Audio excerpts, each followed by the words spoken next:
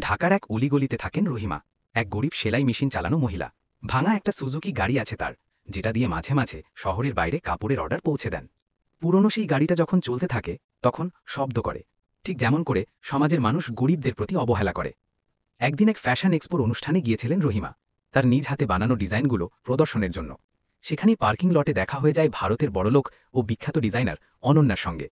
Ananya Lamborghini থেকে নেমে রহিমার গাড়ি আর পোশাক দেখে জোরে জোরে হাসতে থাকে। এই গাড়ি চালিয়ে এক্সপোতে আমার ডাস্টবিনও এর চেয়ে ভালো কিছু পড়ে থাকে, বলেই হেসে ওঠে অনন্যা। সবার সামনে অপমানিত হয়ে রহিমার চোখে পানি চলে আসে। কিছু না বলে তিনি গাড়ি চালিয়ে বাড়ি ফিরে যান। কিন্তু সেই অপমান তাকে ভেঙে না দিয়ে জাগিয়ে তোলে। দিন রাত সেলাই করেন, নতুন ডিজাইন করেন, অনলাইনে বিক্রি শুরু করেন, ছোট ভিডিও বানিয়ে সোশ্যাল মিডিয়ায় তার কাজ তুলে ধরেন। তার মেধা আর পরিশ্রম একসময় সফল হয়, দেশ বিদেশ থেকে অর্ডার আসতে শুরু করে।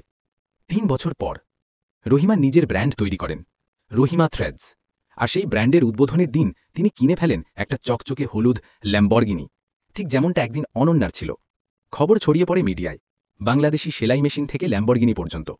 অনন্যা জানতে পেরে ক্ষুব্ধ হয়, ভাবে এই লোকাল মহিলা তাকে চ্যালেঞ্জ করছে। তাদের দেখা হয় একটি আন্তর্জাতিক ডিজাইন ইভেন্টে। সেখানেই রহিমা বলে, তুমি একদিন আমাকে অপমান করেছিলে, আজ আমি তোমার পাশে দাঁড়িয়ে সমান বা তার চেয়েও বেশি কিছু। তবে এটা প্রমাণ হবে রেসে, গাড়ির রেসে। চ্যালেঞ্জ গৃহীত হয়। রেসের দিন ভারতের মানুষ গলা ফাটিয়ে বলে অনন্যা জিতবে, বাংলাদেশিরা বলে রহিমা আপা এগিয়ে যাও। রেস শুরু হয়। কখনো অনন্যা এগিয়ে যায়, কখনো রহিমা। একসময় সবাই অবাক, দুইজন একসাথে ফিনিশিং লাইন পার করে। এখন সিদ্ধান্ত নেবে দর্শক। তুমি যদি অনন্যাকে অর্থাৎ ইন্ডিয়াকে জেতাতে চাও তাহলে কমেন্ট ও সাবস্ক্রাইব করো, আর যদি রহিমাকে অর্থাৎ বাংলাদেশকে জেতাতে চাও তাহলে লাইক ও সাবস্ক্রাইব করো।